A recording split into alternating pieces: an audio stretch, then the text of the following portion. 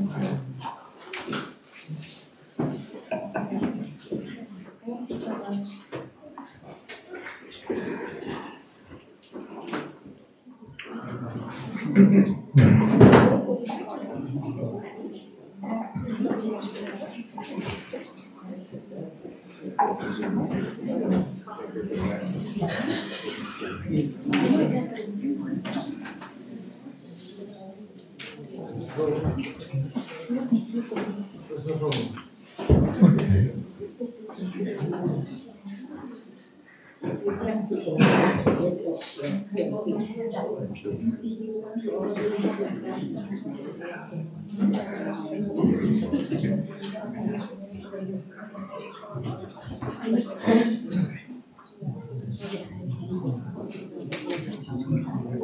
Okay, everyone's got a comfortable spot as far as possible. I think our volume was probably a little too high and it's feeding back. Hare Krishna. Yeah, it's still a little, it's too high. Hare Krishna. Test, test, test, test. Krishna. Well, no, it's too much. Let's raise this a little bit. Just slightly.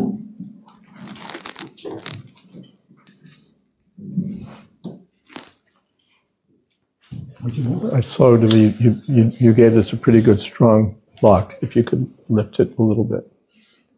Or we can do it from here. That's easy. Good.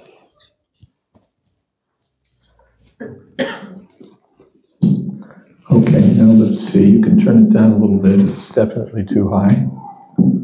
Hare Krishna. I can't use that. All right. Test. Test. How is it now? It's a little, just a little high, I think, high enough to create distortion. So a little lower, Prabhuji.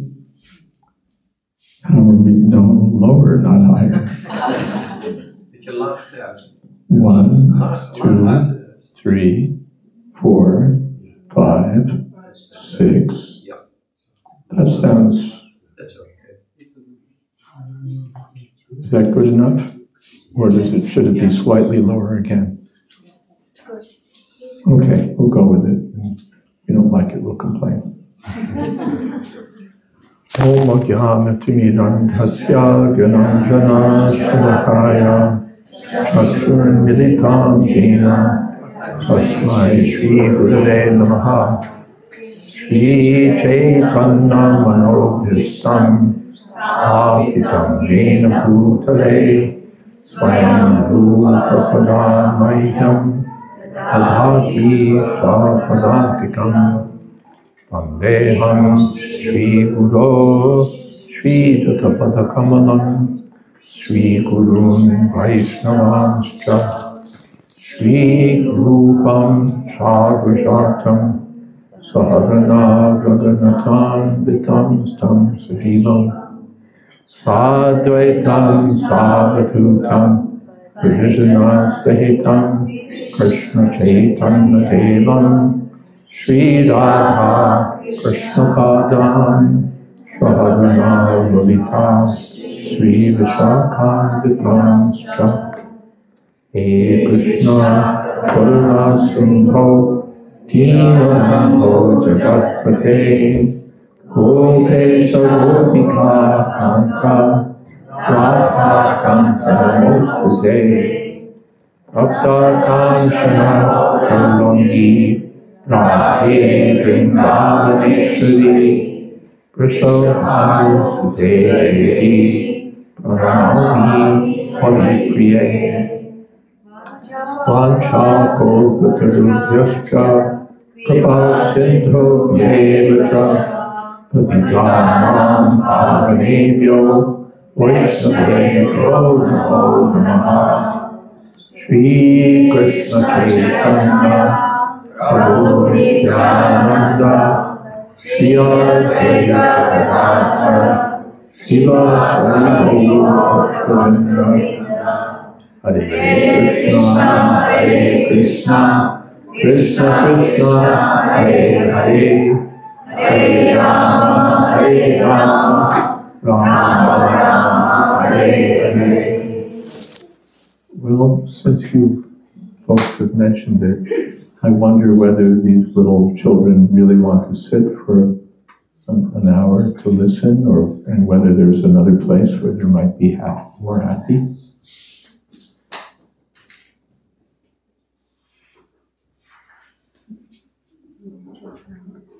Yeah, she wants to sit for an hour.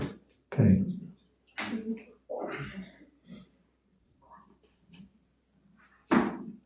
I spend a fair amount of time preaching in Africa, so any children who make noise, I'm taking them with me.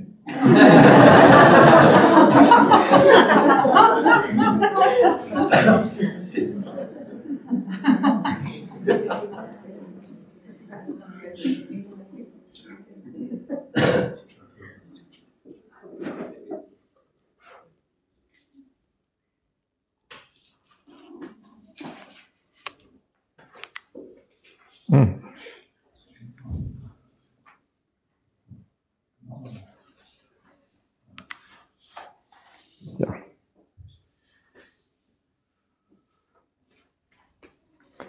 So I see that we're set up for performing the Damodara Puja a little later. So I thought I'd talk about that. This incident of concerning Krishna's pastimes as Damodara are mentioned, of course they're described at length in the 10th canto of Srimad Bhagavatam, and they were also mentioned briefly by Kunti Devi, the mother of the Pandavas, in the 1st canto of Srimad Bhagavatam. So I thought I would read what she says, and then we can discuss. Gopyadade tvayi kritagasi dhamatavad ya te dashashu kalilanjana sambramaksham voktram niniya bhaya bhavanaya stitasya samam vimohayati bhir api yad bipeti. My dear Krishna, Yashoda took up a rope to bind you when you committed an offense, and your perturbed eyes overflooded with tears, which washed the mascara from your eyes. And you were afraid, though fear personified is afraid of you. This sight is bewildering to me. Srila Prabhupada comments, here is another explanation of the bewilderment created by the pastimes of the Supreme Lord. The Supreme Lord is supreme in all circumstances, as already explained. Here is a specific example of the Lord's being the supreme and at the same time a plaything in the presence of his pure devotee. The Lord's pure devotee renders service unto the Lord out of unalloyed love only. And while discharging such devotional service, the pure devotee forgets the position of the Supreme Lord. The Supreme Lord also accepts the loving service of his devotees more relishably when the service is rendered spontaneously out of pure affection, without anything of reverential admiration. Generally, the Lord is worshipped by the devotees in a reverential attitude, but the Lord is meticulously pleased when the devotee, out of pure affection and love, considers the Lord to be less important than himself.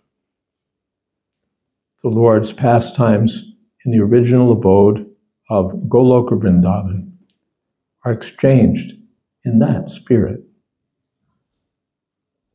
The friends of Krishna consider him one of them. They do not consider him to be of reverential importance. The parents of the Lord, who are all pure devotees, consider him a child only. The Lord accepts the chastisements of the parents more cheerfully than the prayers of the Vedic hymns. Similarly, he accepts the reproaches of his fiancées more palatably than the Vedic hymns.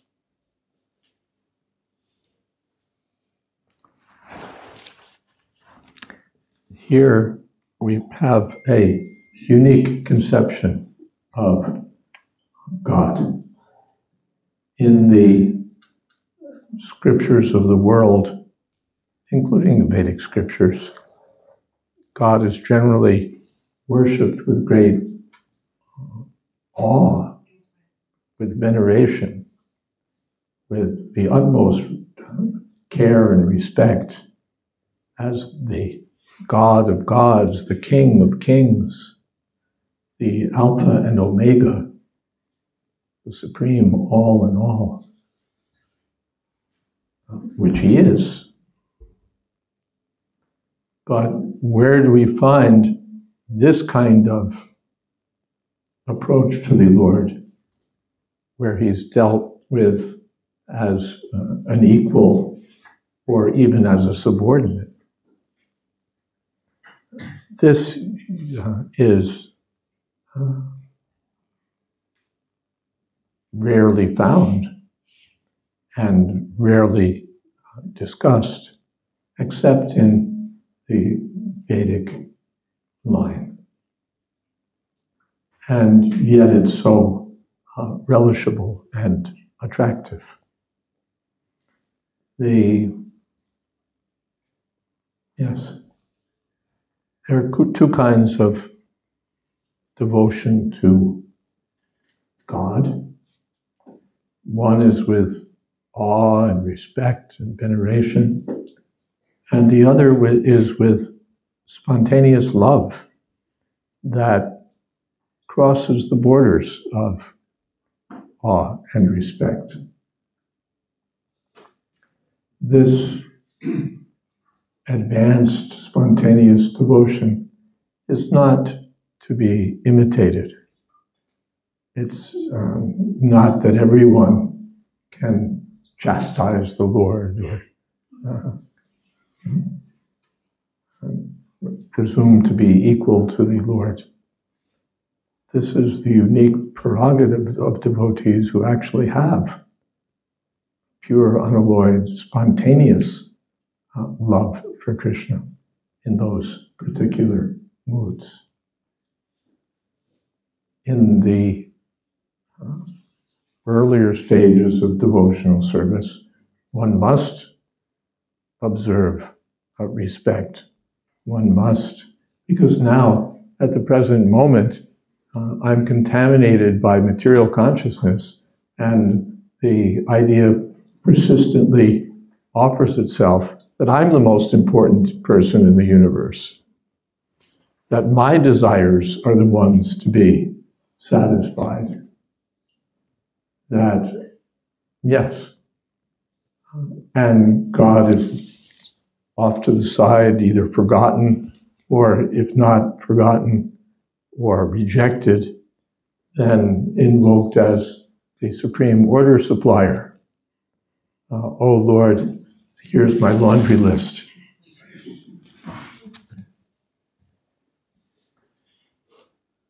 So in Goloka Vrindavan, there's only pure affection for Krishna.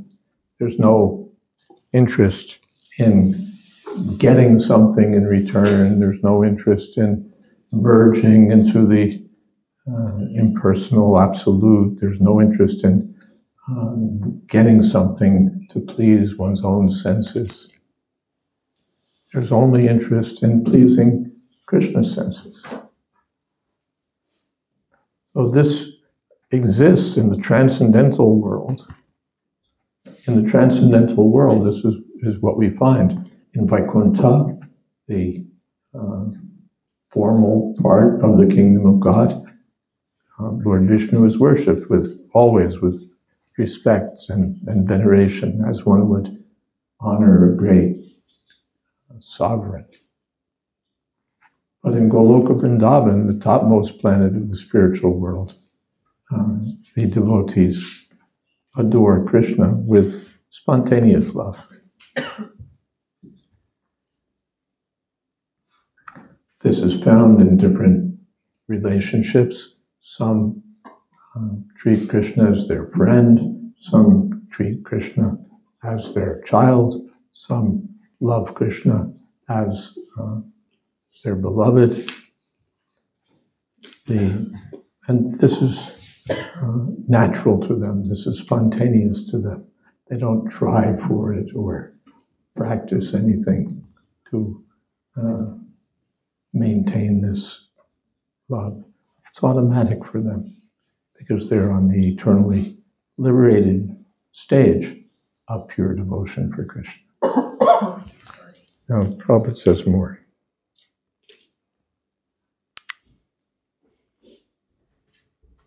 When Lord Krishna was present in this material world to manifest his eternal pastimes of the transcendental realm of Goloka Vrindavan as an attraction for the people in general, he displayed a unique picture of subordination before his foster mother, Yashoda.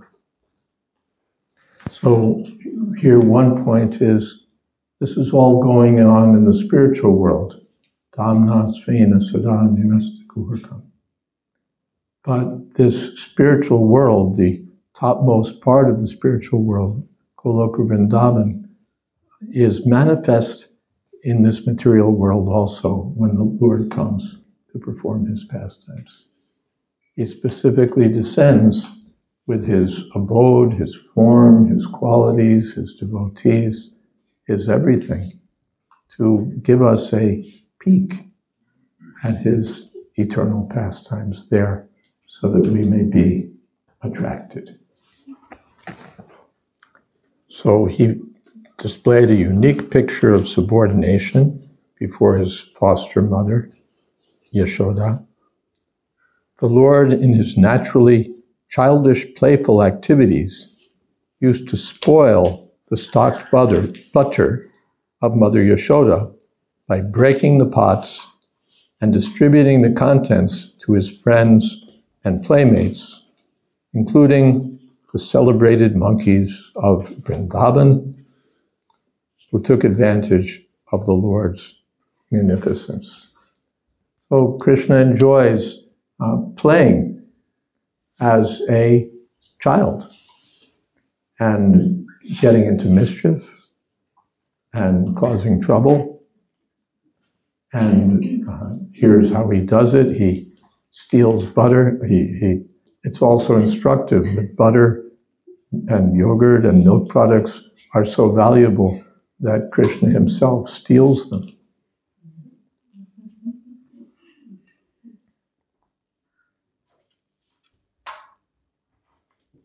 So he was creating this mischief.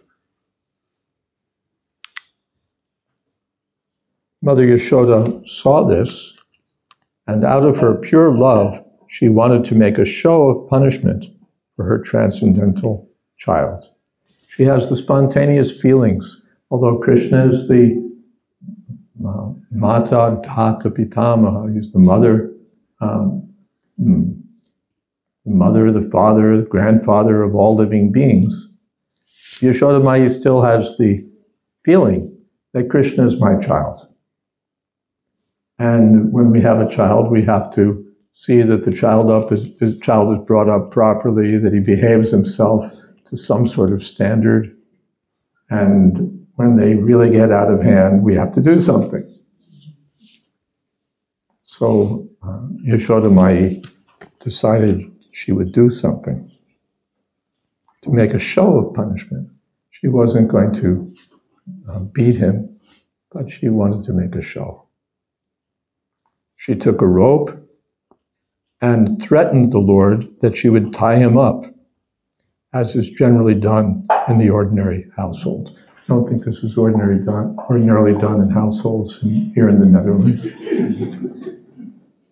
But in India, in the villages, you may sometimes see this, that the child is creating mischief, and so the mother will tie him up.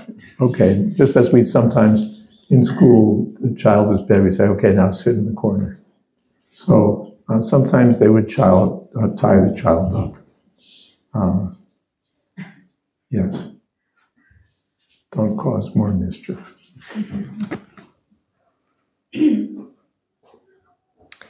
Seeing the rope in the hands of Mother Yashoda, the Lord bowed down his head and began to weep, just like a child. And tears rolled down his cheeks, washing off the black ointment smeared about his beautiful eyes. This also we see, even in the cities, but especially in the villages, that the child's eyes will have some ointment, kohl, surrounding the eyes. And Krishna had that. But when threatened by Yashoda Mai, then he was crying and the tears were washing that mascara down his cheeks. This picture of the Lord is adored by Kunti Devi because she is conscious of the Lord's supreme position. He is feared often by fear personified. Yet he's afraid of his mother, who wanted to punish him just in an ordinary manner.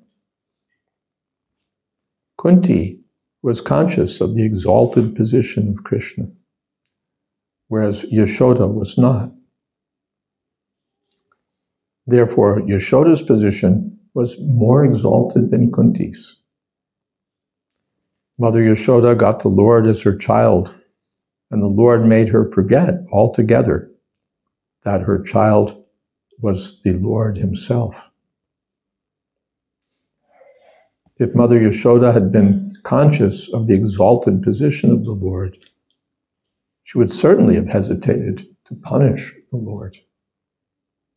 But she was made to forget this situation because the Lord wanted to make a complete gesture of childishness before the affectionate Yashoda. This exchange of love between the mother and the son was performed in a natural way, and Kunti, remembering the scene, was bewildered, and she could do nothing but praise the transcendental maternal love. Indirectly, Mother Yashoda is praised for her unique position of love, for she could control even the all-powerful Lord as her beloved child. Kunti Devi also has the relationship of superior to the Lord. She appears as the Lord's aunt, essentially. But she has some consciousness that Krishna is the Supreme Personality of God. This is all due to the intervention of Krishna's spiritual energy called Yoga Maya. We're familiar with Maya, or Mahamaya, the powerful energy that bewilders everyone in this material world. Daivi Esha Gunamayi Mamamaya Durache. In the material world, Krishna's bewildering power is practically insurmountable. Tribir Gunamaya Bhavaya Ebi Sarvamidam Jagat Mohitam. Everyone here is bewildered I'm thinking that I'm American, I'm thinking I'm Dutch, I'm thinking I'm Indian, I'm thinking I'm old or young or thin or fat. I'm thinking this is my house, this is my land, this is my car, this is my family. And it's all of this is produced by the illusory energy of Krishna. I'm not eternally the husband or wife of anyone, or mother or father or son of anyone. I'm not eternally American or any other nationality, or eternally thin or fat or young or old. These are all designations that come with the temporary material body. But due to the action of Mahamaya, the energy of illusion, we think that we're something that we're not. And so we carry on in a bewildered fashion. And that's the problem of material life. This keeps going on lifetime after lifetime and keeps us imprisoned in the cycle of birth and death. But this Mahamaya, this illusory energy, is a partial projection of a still higher energy called Yogamaya, Krishna's internal energy. The Mahamaya is called Krishna's external energy. And it deals with those who turn away from Krishna. But the Yogamaya energy deals with those who turn toward Krishna. And it creates situations in which love for Krishna can thrive, flourish. So by the intervention of Yogamaya, Kunti Devi is thinking that Krishna is her nephew. And Yashoda Mai is thinking Krishna is my son. They don't consider that Krishna is the supreme personality of Godhead. Yashoda Mai just thinks Krishna is my son, that's all. No thought of Krishna being supreme. Even when he does wonderful things, when he pulls down the twin Arjuna trees and they crash to the ground, because Krishna pulled down the trees, Yashoda Mai, seeing the scene, thinks, oh, God has saved my child. She never thinks, God is my child.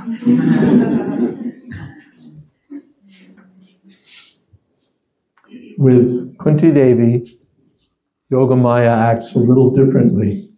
Yogamaya means the energy that reveals the Lord and conceals the Lord. Shows his identity and hides his identity. So Yogamaya acts with Kunti Devi so that she feels, yes, Krishna is my nephew, but she keeps some consciousness that Krishna is the Supreme Personality of Godhead. Sometimes that feeling of being in a superior relationship is more prominent, and sometimes the understanding of that Krishna is Bhagavan, the Supreme Personality of Godhead, enters into the picture. But with Yashoda Mai, the consciousness that Krishna is Bhagavan, that he's the personality of Godhead, just doesn't appear. It's not part of the drama, not part of the eternally existing relationship between Krishna and Yashoda Mai. Therefore, her affection for Krishna is praised as superior even to that of Kunti Devi, who's such a great devotee of the Lord. Yashoda Mai is the paradigm paradigm, is that right? No. Anyway, the exemplar of pure affection for Krishna in the parental mood. She just loves Krishna. When Krishna jumps into the Jamuna to fight with the venomous Kaliya snake, Yashoda Mai is struck with grief. Krishna will die. This snake will kill my child. And so she rushes into the waters to try to help Krishna or just to commit suicide. The friends of Krishna are overwhelmed with grief. Our friend Krishna is going to die. Only Balaram knows, he's sort of nonchalant about it because he knows that my brother is the Supreme Personality of Godhead. What will this water snake do? But everyone else, by the influence of Yogamaya, is just filled with this fear that Krishna will die. And that feeling is part of the relationship. It's a manifestation of their love for Krishna. And Krishna takes pleasure in tasting that love shown in that way. And finally, when it becomes too much, then he dances on the hoods of the Kaliya snake and drives him out of the Jamuna. So here, the Kunti Devi is praising this unique love, not seen anywhere else. Yad vibheti swayam bhayam. Fear himself is afraid of Krishna. And Krishna is afraid of Yashoda Mai. In the Vedas it said the sun is moving out of fear of the Supreme Lord. The wind is blowing out of fear of the Supreme Lord. And here the Supreme Lord is running away from Yashoda Mai in fear of being punished by her. So these are contradictions. It appears Krishna is supreme, but he's playing as a child in the home of Yashoda Mai. But in Krishna, all such contradictions are harmonized. He can be supreme, and he can be totally subordinated to the love of his devotee. These are the wonderful qualities of Krishna, and not just theoretical qualities, but they're manifest in his actual dealings with his devotees. In Goloka Vrindavan, this is the kind of thing that goes on every day. The cowherd boys are playing with Krishna just like friends. Sometimes they divide into teams, and the losing team has to carry the winners on their shoulders, and Krishna's team loses. So he has to carry his friends on his shoulders. In the churches and mosques and temples of this world, no one would dream of putting their feet on the shoulders of God. But in Goloka Vrindavan, this is the way his friends behave with him. Who are you? What makes you such a big man? I'll defeat you. These things are going on. So the Damodar Leela is described. Damodar means the personality of Godhead who is tied by the waist. And Udara means the belly of the waist. And Dhamma means tied by ropes. So Krishna appears as Damodar and performs this wonderful pastime. I'm only telling a little bit of it today, but in the Srimad Bhagavatam or in Srila Prabhupada's Krishna book, you can read the full account of what's involved in this extended pastime and relish these wonderful topics. Now, in the lunar calendar, the month of Kartik is going on. It overlaps our Western October and November. And during the Kartik month, any devotional service performed is amplified. Prabhupada explained, I mentioned it the other day, it's like a sale, you know, like for Christmas or for Diwali or whatever, the stores will hold a sale, especially to attract new customers and more business. So Kartik is Krishna's sale. And anything done in his service in this month is amplified. Of course, those who are already customers, they'll come anyway. But new customers or customers who could buy more are invited during Kartik. This is your opportunity. So during this month also, it's customary to offer a lamp every day to Damodara, and there are some prayers that are sung that tell of these activities and the meaning of these activities. So we'll take advantage of that after the talk. And meanwhile, are there some questions? Yes. Hi, Hare Krishna Maharaj. It was a great talk that you gave us, because 2 days ago I was reading Nectar of Devotion. 2 days ago I was reading Nectar of Devotion, and I came across the text where there were a lot of rules of what has to be done in front of God, like no offering incense without flowers, a lot of list of rules. And I came to think of, okay, but with love there can't be rules. So I had this question in my mind. So 2 days ago, you were reading in the Nectar of Devotion all these rules about worshiping Krishna.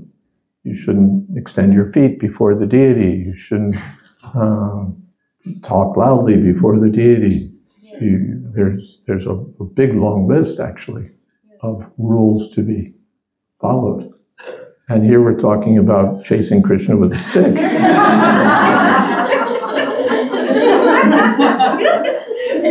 So the question is like, how can that rule develop, like that fear of following rules develop into free-flowing? How does that fear that I don't want to break the rules develop into love? It develops by following the rules.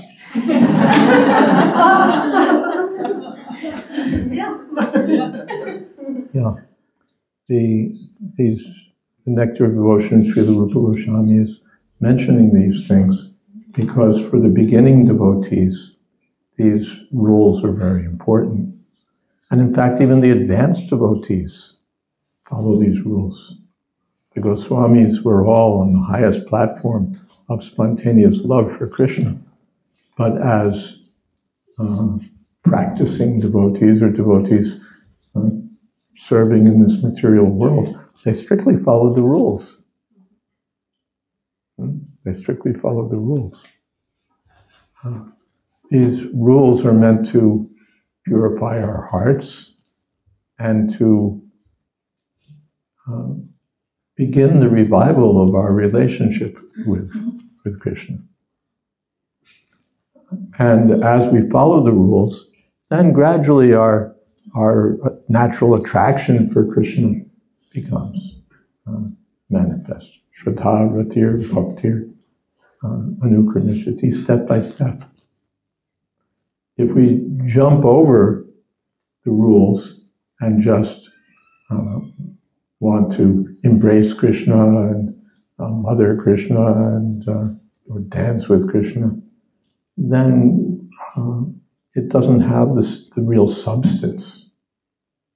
It's something of a show or a pretense that I have that kind of relationship with Krishna where I can scold him and maybe tie him up or whatever.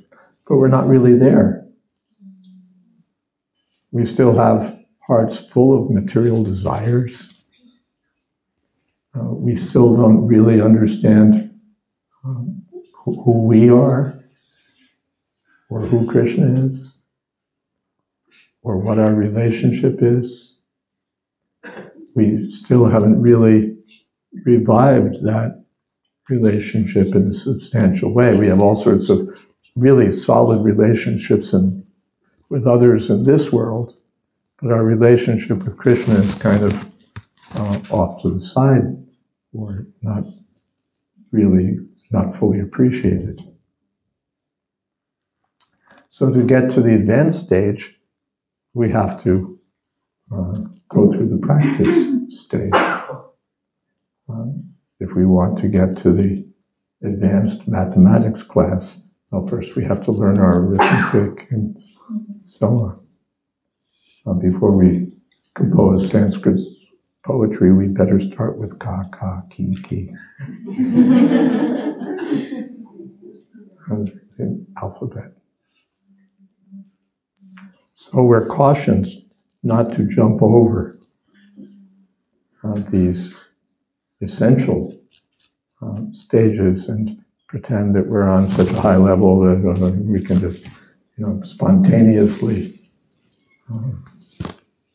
act with Krishna the way that devotees like Nanda Yashoda may do. We're not them. So we have to respect and appreciate and relish those feelings from below, not from that platform, because we're not on that platform. But from a lower position, we'll appreciate the higher things. If we pretend to be on the higher position, we'll miss it all.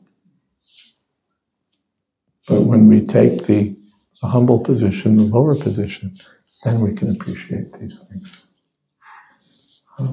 There's a class of practitioners in India called Prakrita Sahajas, who just jump over all the rules and assume that they can deal with Krishna in spontaneous love, and often at the same time they have spontaneous loving relationships with women and tobacco and marijuana and so many things. So that's, as Prabhupada said, dragging mud into transcendence. The heart is not pure, and they're pretending to act on the platform of pure consciousness. Not only pure consciousness, but the highest development of devotion and consciousness. They're not there. So by following, and also by following the rules, yes, and also there are 5 actual rules that are, or 5 practices that are the strongest of all. Rupa Goswami, when you read the list, he'll give so many things. But then there's 5 things that are really the most powerful. First is to associate with devotees.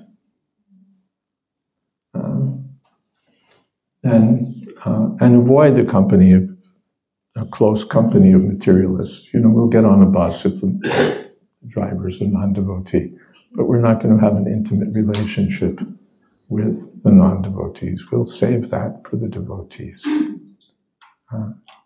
Sadhu Sangha. We want to associate with the devotees, hear from the devotees, and so on. And then to render service to Krishna, Krishna Seva, especially to worship the deity of Krishna, and also to serve Krishna in so many ways. In that Krishna Seva category, these offenses are mentioned so that we don't act wrongly before the deity of Krishna. So the deity worship purifies our heart also, and revives our relationship with Krishna. Hare Krishna. Jayadvaita Maharaj. Jai Prabhu. Hare Krishna. There's a seat waiting for you here. Oh, wow. Thank you. Thank you. Hare Krishna. Jaya. Hare Krishna. Good to see you. Nice to get your company again. We're just finishing up here, with your permission. So, then hearing Srimad Bhagavatam, just these Damodara pastimes are found in Srimad Bhagavatam or the Krishna book. And by hearing from Srimad Bhagavatam or the Krishna book, we make so much progress in Krishna consciousness. Only we should hear from the devotees only, not from popular professional reciters or impersonalist philosophers or anyone else but the devotees of Krishna. And when we hear from them, it will have wonderful effects. And another item is to live in Vrindavan. Vrindavan is there in Mathura. One can go live there, or make the place where you stay as good as Vrindavan by making it a place of service to Krishna. And the final item is to chant Hare Krishna, Hare Krishna, Krishna Krishna, Hare Hare, Hare Rama, Hare Rama, Rama Rama, Hare Hare. Yes. Hare Krishna, Swamiji. I was thinking about the way you once started to connect to Krishna consciousness a long time ago. You must have had wonderful realizations. You have been with Srila Prabhupada, I don't know. I'm just wondering, how was your time when you just were advancing in Krishna consciousness? The first time you met devotees, or you read a book, or you went to India? I'm just something the cat dragged in, you know. It's not that I had the most wonderful and profound realizations, but I liked the prasadam. It was really good.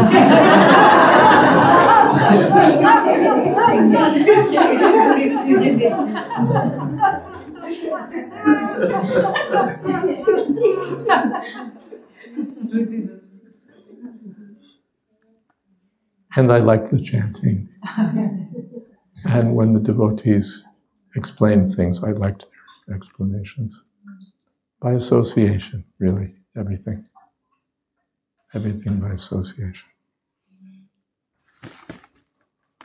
Yes? Hare Krishna Maharaj.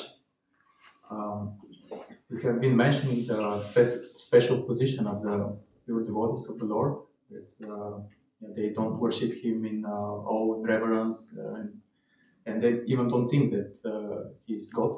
They just have spontaneous attraction and love for Him. But I also remember in several instances, for example, in 10 canto in Srimad Bhagavatam, the gopis, for example, they also address Him sometimes as the Supreme Personality of Godhead, Narayana. This was the case also when they were searching Him in the forest. Can you? We're talking about the spontaneous love of the gopis and the inhabitants of Vrindavan, by which they forget that Krishna is God, or they just doesn't even enter their minds. And yet in Krishna book, we find that the gopis or the Brajvasis are saying to the Lord, O Supreme Personality of Godhead, and so on. What's generally happening there is that Prabhupada is adding that he wants us to understand Krishna's pastimes properly. And so you'll read in Krishna book, gopis are saying, my dear Lord, as you say in the Bhagavad Gita. Well, if you read the Sanskrit verse, there's nothing about Bhagavad Gita. But Srila Prabhupada is artfully blending these understandings into the Krishna book so that we can approach this most exalted and otherwise unapproachable literature. The ordinary scholars read Srimad Bhagavatam and they don't get it. They don't understand what's happening. They don't have access to it. The sentimental readers of Srimad Bhagavatam don't get it. They think that they can be just as good as Yashoda Mai or Srimati Radharani, and that they'll see Krishna behind every bush, and Krishna will greet them and embrace them, and all sorts of mental concoctions go on. And therefore they can't understand what's really happening. They jump right to the 10th canto and they don't go through the earlier cantos. They have no idea what's in Bhagavad Gita, or if they do, it's some wrong idea. So, and Prabhupada's writing this book for the whole world, so he's blending in these instructions so that when we read about Krishna's divine pastimes, we'll actually understand their divinity and understand their true nature. So that's usually what's going on there. Yes. Hare Krishna. Hare Krishna. I heard that you came over from India. You heard that I came over from India, or even the demigods lie. Actually, I was in America, and then I went to South Africa, and I'm coming from basically South Africa via Bulgaria. And Well, thanks for making the effort to come over here. I agree with you. The prashadam was great. Until last year, I'd never heard of Krishna conscious, so I wouldn't use it. But question about the material energy, the desires people have, eat, drink, and be merry, opulence, whatever. I had always assumed that was like a gift from God to help us develop. How do you see that? Yeah, you're new to Krishna consciousness, and we've talked about the idea of eat, drink, and be merry. And you sort of looked at that as, well, that's a gift from God. And in fact, that's there. And then later I might mention something about my book, Vanity Karma, which is a verse-by-verse translation, commentary on biblical book of Ecclesiastes. And in fact, it's said right there that if someone gets the opportunity to enjoy, it is a gift from God. Not that it's a good thing, eating, drinking, being merry, but it's in a way it's helping us to develop. It helps us to, and that's true. There are, what would you say? The Vedic literature doesn't just say, "Oh, this is it. Either leave it all behind and surrender to Krishna, or get lost." There's an understanding that we can progress on the path of economic development, making some money, and enjoying some pleasure for our senses, following religious principles, and gradually become liberated from material existence. This is a gradual path. Follow religious principles, and then you'll be able to prosper, and then you'll be able to enjoy some pleasure in this world. Finally, you'll get tired of it and say, let me go to the higher world. So this path is there in the Vedic literature. And it is a gift from God, but it's an entangling gift. It's there because we insist that this is what we want. We want to enjoy in this world. And so Krishna says, are you sure? Yes, I'm sure. All right. I'll arrange for that. Or from another point of view, well, sense gratification is needed. We can't say no eating, no sleeping, no sexual relationships, just everybody leave it all behind. No, we need to eat. We need to sleep. We need to have family life. We need to protect ourselves from harm. So all of this is there in the Vedic literature. I once said to Srila Prabhupada, I met him in Detroit, and I said, Prabhupada, it's so hard to convince students to give up sense gratification. The students are big fans of eat, drink, and be merry. So hard to convince them to give up sense gratification. And Srila Prabhupada said, we don't say give up, but regulate. Regulate.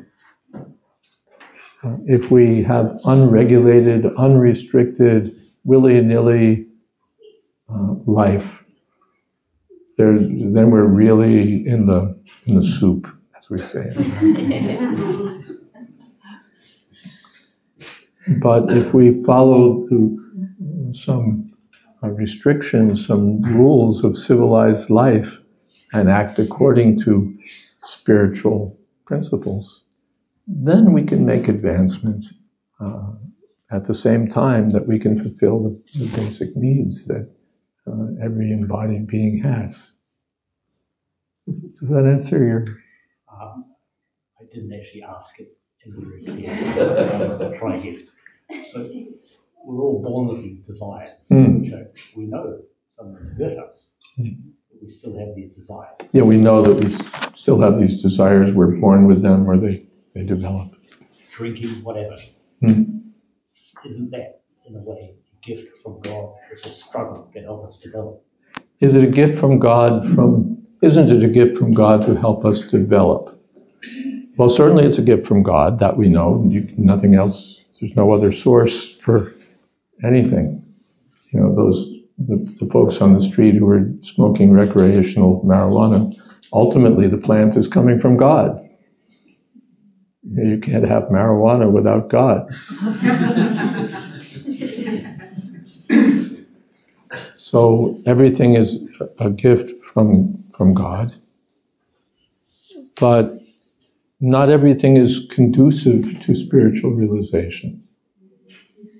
The marijuana, for example, is not really conducive to spiritual realization.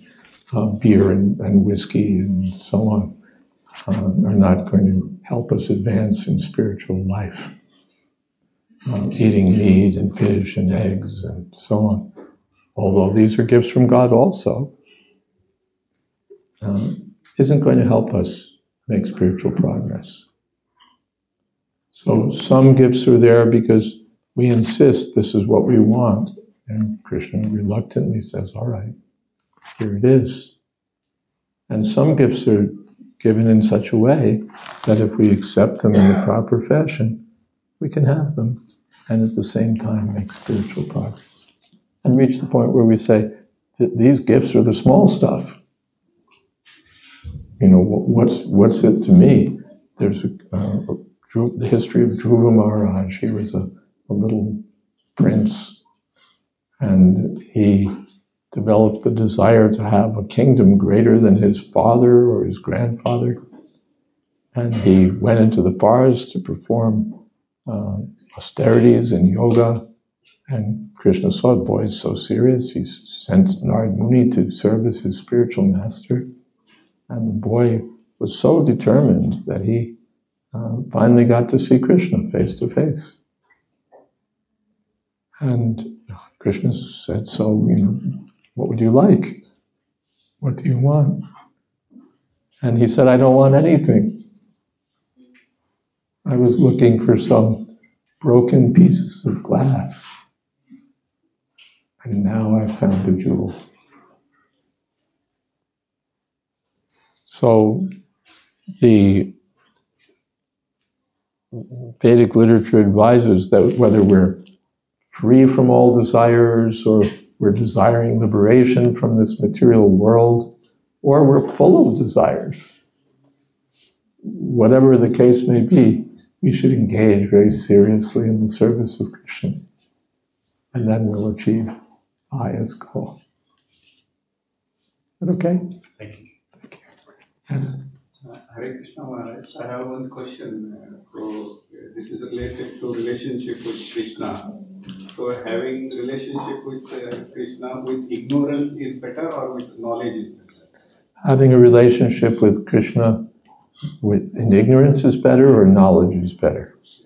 Because the reason why I'm asking is, if we have the knowledge, I am a infinitesimal, very small quantity. Krishna is infinite. When I started knowing much better and better, I keep on moving away from him, because no way I can have relationship with him, because he's an infinitesimal. I don't know where is my position. So how I can move towards him. Is ignorance... Only if you are blessed like Yashoda, Maya, Gopis, those things. I don't know, they have the knowledge, they might have knowledge, but they have relationship. So, if we want to have a relationship with God, isn't knowledge an impediment? Because we start to know more and more, but we never really know the infinity of God, or we can never know him fully because he's infinite. So isn't ignorance better? No. In the Bhagavad Gita, there's nothing so sublime and pure. Let's see. Do I have my book? Yes, I do.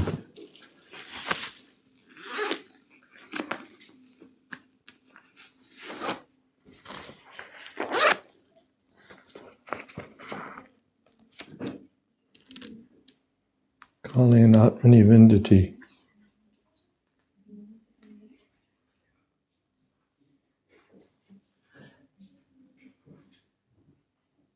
Nahi gyanena sadrasham pavitram iha vidyate tatsvayam yoga samsiddha kalena atmani vindati. Nahi gyanena sadrasham. There's nothing in this world equal to transcendental knowledge. Nahi gyanena sadrasham pavitram iha vidyate. Nothing is purifying. Tatsvayam yoga samsiddha. And one who achieves such knowledge, yoga samsiddha, in due course of time, he comes to the point of perfection. It's not that, first we have to understand there are two conceptions of God, personal and impersonal. In the impersonal conception, God has no form, he has no qualities, he has no name, he's infinite, but there's no particular there are no particular personal features. He's an infinite, homogeneous, absolute truth. He's everywhere, he's greatest of the great, but there's no particular features to be thought of, because the impersonalists think that these personal features are projections of Maya. The absolute truth is ultimately impersonal, and then through some mixture of illusion or ignorance, he appears in a form. But in the Bhagavad Gita, this is rejected. Avyaktam vyaktim atmanna manyante mam abhuteya. Those who think this way, Krishna says, are abhuteya, not, they're less intelligent or foolish. Param bhavam ajananto. They don't know my true nature as the Supreme Personality of God.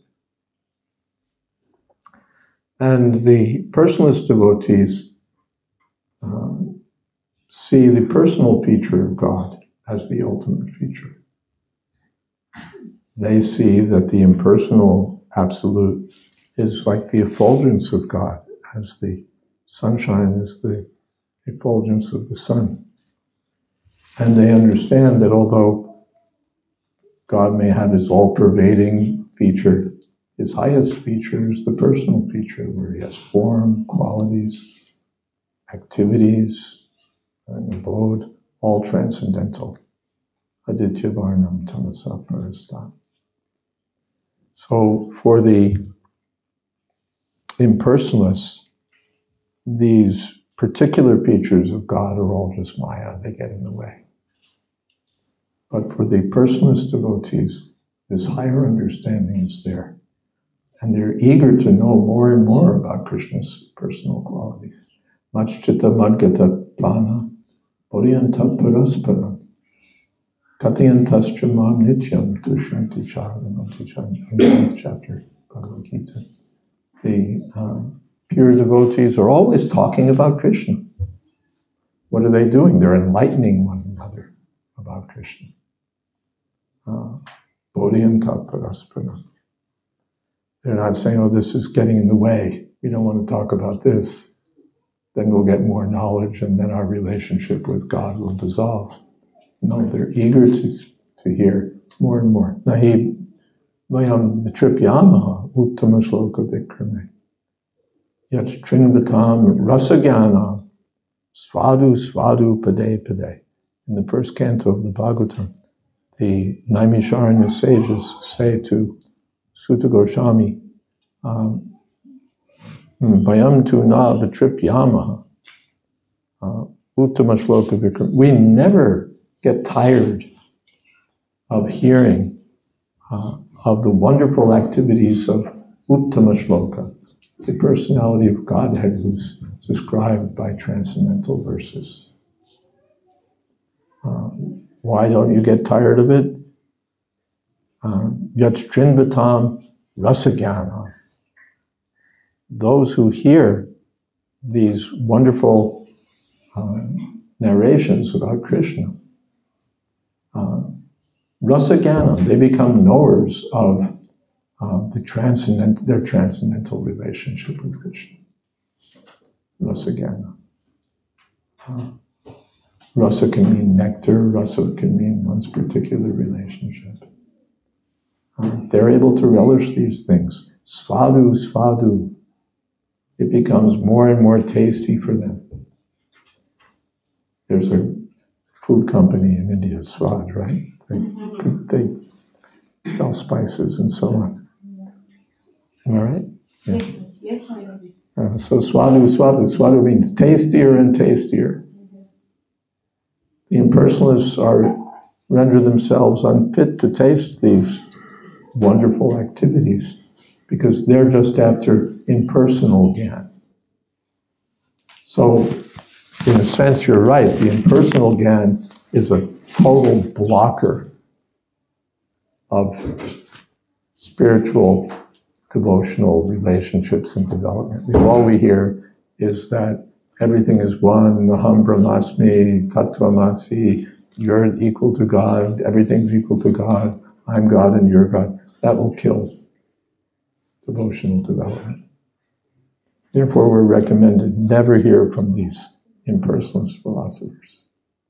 But when we hear from the devotees, pade pade, at every step it becomes more and more relishable.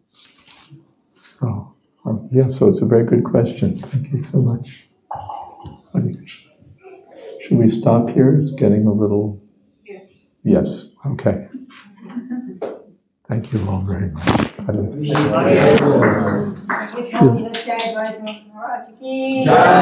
Srila Prabhupada ki jai, Samaveta Bhakta ki jai, Gaur Premanande.